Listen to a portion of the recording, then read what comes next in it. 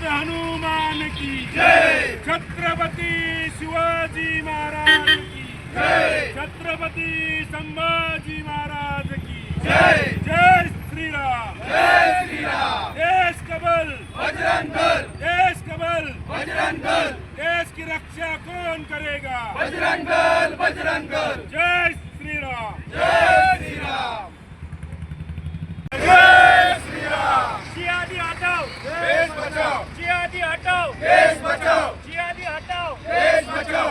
जय श्रीराम, जय श्रीराम।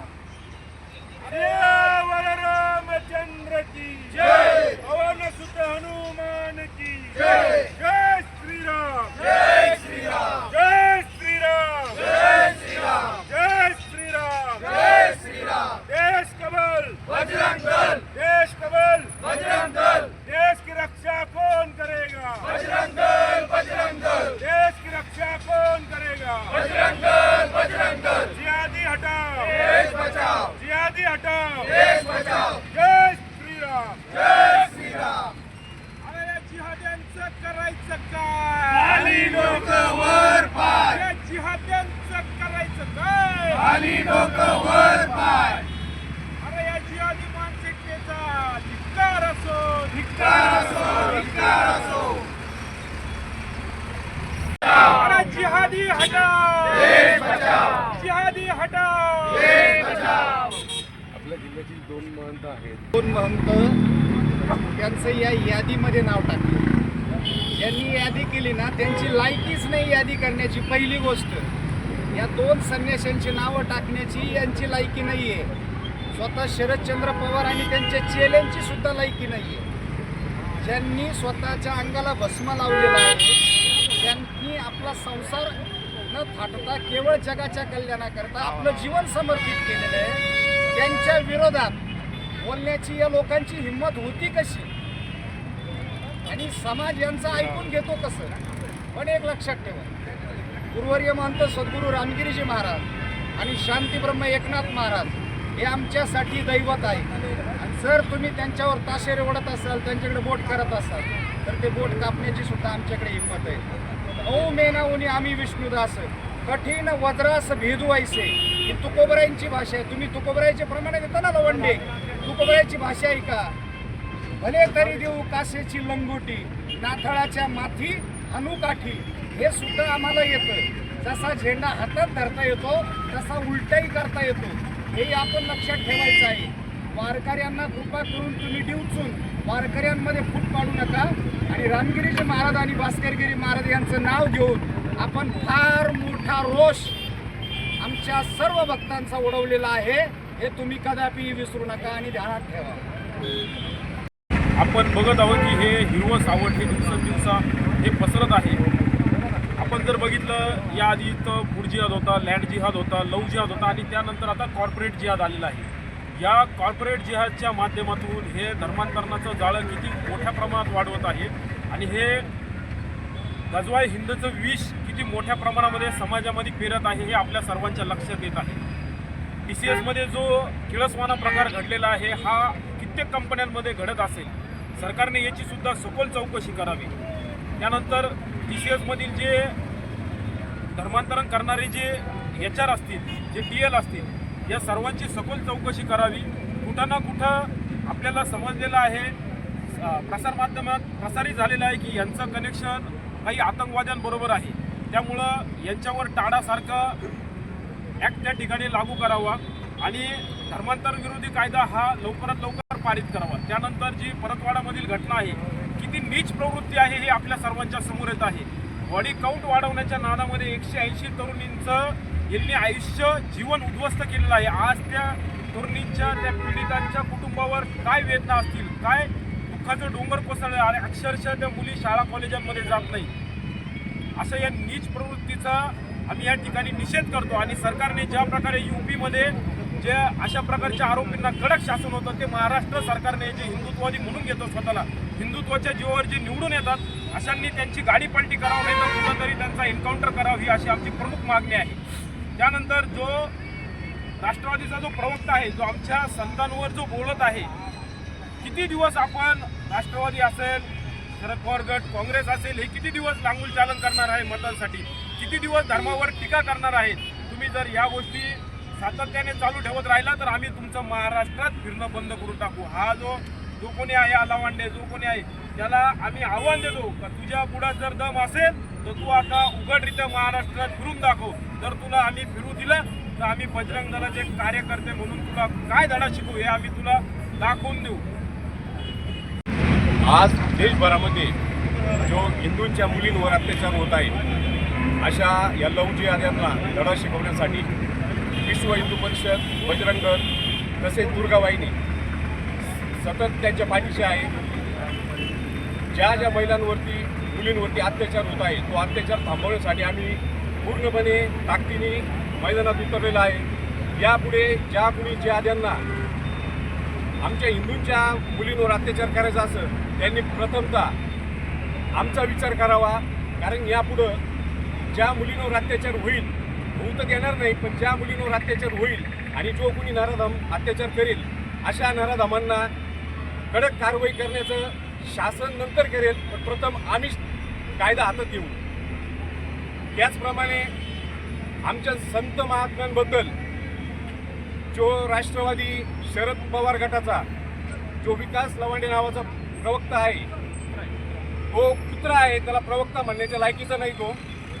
त्यांनी जर याच्या पुढं आमच्या हिंदूंच्या विरोधात जर कुठला अपशब्द काढला तर त्याला भारतभरात देशभरात पुढे फिरू देणार नाही. हे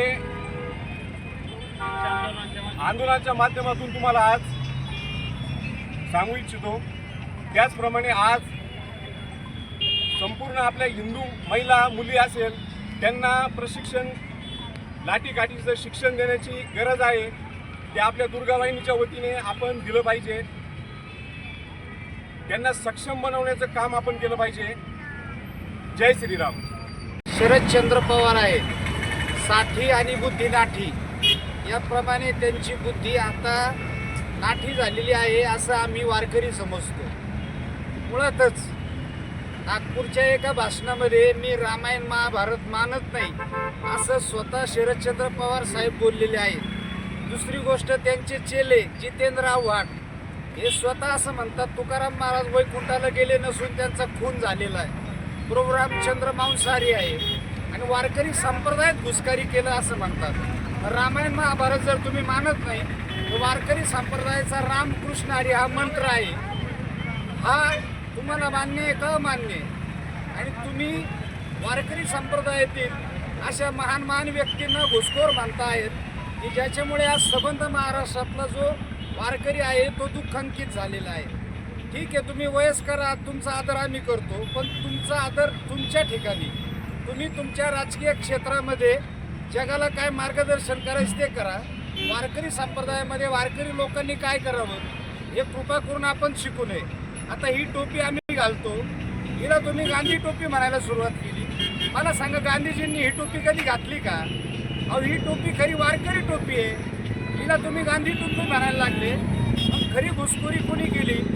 तुम्ही केली. तुम्ही आमच्यामध्ये घुसखोरी केलेली आहे. एवढंच नाही तर आजपर्यंत वारकरी संप्रदायाविषयी पवार साहेबांना कधी कळवळा आला? आज आमच्या ज्ञानोबारायांची पालखी, तुकोबारायांच्या पालखीसाठी एवढा मोठा महामार्ग तयार झालेला आहे आणि त्या महामार्गावर वारकऱ्यांचे होणारे चिखलाचे हाल वगैरे आता या ठिकाणी थांबलेले आहेत. निर्मल वारीस कुणी सुरू केली याचाही जरा विचार करा. कधीतरी 10 लाख रुपये दिले त्या वारकरी शिक्षण संस्थेला, पण त्या वारकरी शिक्षण संस्थेतल्या विद्यार्थ्यांना फी नाही, शिक्षकांना पगार नाही, राहण्याचा खर्च नाही. अशा वेळेला मुख्यमंत्री असताना पवार साहेबांनी का कुठलं अनुदान दिलं नाही? 3.5 लाख मदरसे भारतामध्ये अनुदानित आहे. कोणती वारकरी शिक्षण संस्था अनुदानित आहे? याबद्दल कधी तुम्हाला प्रयत्न करता आले नाही का?